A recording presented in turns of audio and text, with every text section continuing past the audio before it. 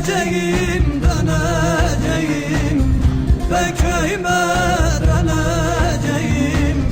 Koca şehir senin olsun, ben köyüme döneceğim.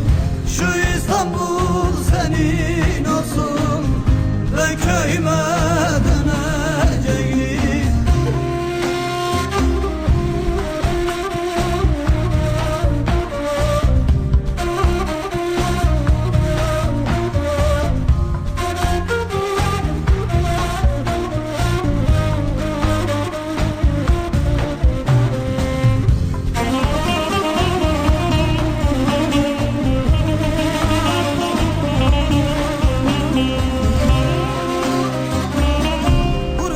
Gider zoruma, ne dostum var ne akraba.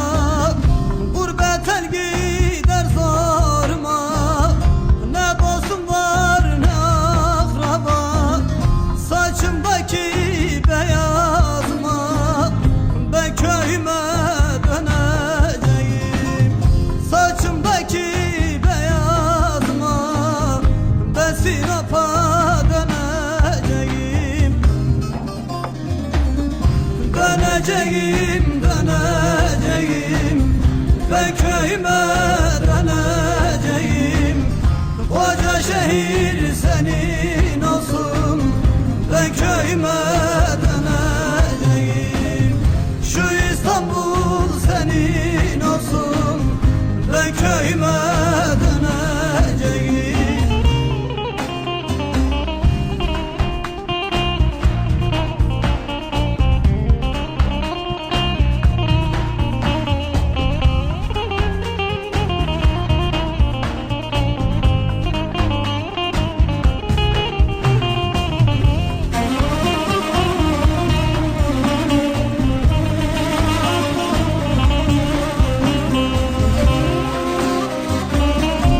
Şehirde durulmuyor, kimseye söz denilmiyor.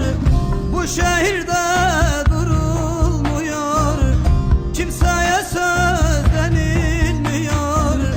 Burhan'ın derdi bitmiyor, ben köyüme döneceğim. Burhan'ın derdi bitmiyor, ben köyüme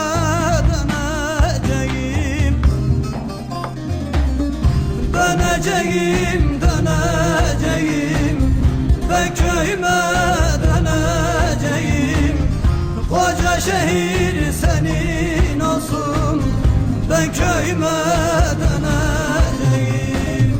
Şu İstanbul senin olsun, ben köyüme döneceğim. Gurbetlik gider zoruma, ne dostum var ne akraba.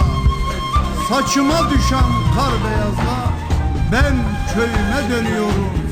Ben köyüme dönüyorum be kardeş, ben köyüme dönüyorum.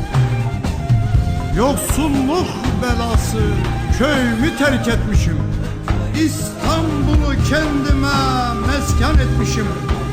Felek yüzüme güler diye sanmıştım. Gülmedi kardeş, köyüme dönüyorum.